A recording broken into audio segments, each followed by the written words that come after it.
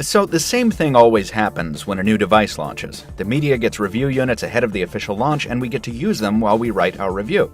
Then the press embargo lifts, every outlet posts their reviews and videos at the same time, writers and commenters go back and forth, and it's a huge frenzy of opinion and buzz for about a day, and then it all goes away. Sure, there's some follow-up coverage, but after that initial blast, almost no one revisits the device to see how well it's aged, because we're all on to the next big thing already. So let's do something about it. Let's take a second look at the latest in Samsung's line of epic smartphone tablet hybrids. I'm Michael Fisher with Pocket Now. This is the Galaxy Note 3, and this is episode 28 of After the Buzz.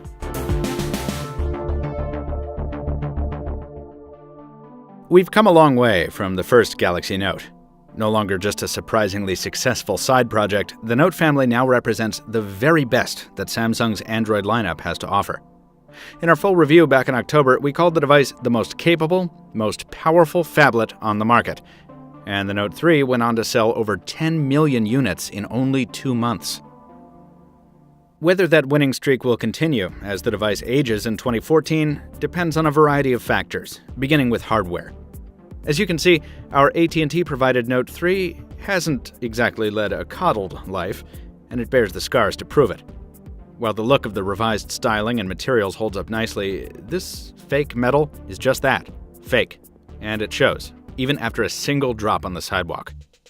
As Jaime Rivera noted in his durability report, this is really soft plastic, and it dings quite easily. On the flip side, though, the faux leather back cover has held up beautifully over time, at least on our black unit here. A quick Twitter survey showed mixed results with the white cover, with some folks reporting some discoloration, but others saying no such thing. And while it is possible to scratch the Gorilla Glass 3 up front, it's not particularly easy to do so. So overall, we're looking at a fairly typical story on the outside. While putting a case on such a mammoth phone seems almost ludicrous, you might want to consider it, because it's just as fragile as most modern smartphones. Thankfully, the Note 3's guts were built to last, in each of its incarnations. Your region and personal preference govern which processor hums along under the hood, but in either case, you've got a lot of power there. Power which should have no trouble seeing you through a 2-year contract, even if you waited till recently to buy one. That said, you might want to think about investing in a spare battery. The included power pack is big, and it impressed us in the initial review period. But over time, the Note 3's endurance hasn't exactly measured up to the legacy of its forebears. With beasts like the G Flex out there, 3 hours of screen on-time per charge is no longer a class-leading metric. Now, just to be fair, we have been using almost every feature of the Note 3 during our re-review period, which included CES 2014, where the ability to swap power packs saved our butts more than once. So, if you're a real road warrior like us, pick up a spare battery or two, so you can stay juiced up even when using the Note 3 to its utmost. Speaking of power users, it's you folks, in part, that Samsung is targeting with the Note 3's companion smartwatch, the polarizing Galaxy Gear, and we've been using it almost non-stop since AT&T sent us one shortly after its release. While the Gear has since been updated to work with other Samsung smartphones, it's particularly well-suited to the Note 3. That's because this is a phone big enough that you don't always want to be wrestling it from your pocket. And with its latest software update, the Gear makes that less necessary. Being able to read notification snippets on the watch is quite handy. And battery life improvements mean you're not charging it quite as often as you once had to. Is the Gear still overpriced? Most people would say so, yes. Should you wait for the second iteration if you want a more polished product? Sure. But even in its current form, it's a truly useful and capable companion that adds more utility to the Note 3 experience than most people give it credit for. We saw some really awesome new software come out of Samsung at CES, but for now, that new tile-like interface is confined to its tablet line.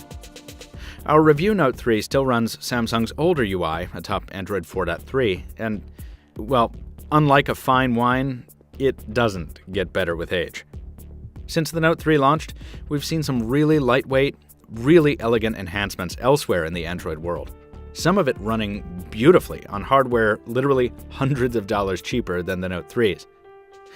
Now, lightweight, elegant, and beautiful are not words we'd assign to the Note 3's software, and compared to the modern stuff, it's starting to feel even more clunky than before.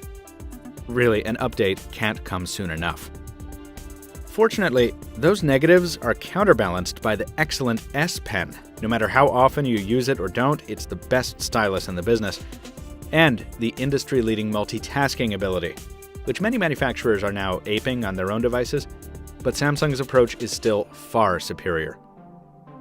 So on balance, the day-to-day experience is probably best encapsulated by this qualifier. No, but. Is it comfortable to talk on the Note 3 for extended periods? No, but the phone call itself is clear, and both speaker modes are serviceable. Is it easy to snap photos with a phone as big as this? No. Honestly, it's a real challenge to keep it steady even with software stabilization. But that 13-megapixel camera can capture some really nice shots, given the chance. Will you have an easy time finding a 4K TV to do justice to the phone's ultra-high-def video? No. But the fact that you can even shoot in 4K is pretty awesome. Is it fun to use stock software elements, like the Samsung keyboard or the browser? No. But the beauty of Android is you can download almost any replacement you want. And the beauty of the Note 3's hardware is that 19 times out of 20, it'll run it just fine. So after almost 4 months, the story of the Note 3 continues to be one of excess. When it's not saying no but, this is a phone that's really built to say yes.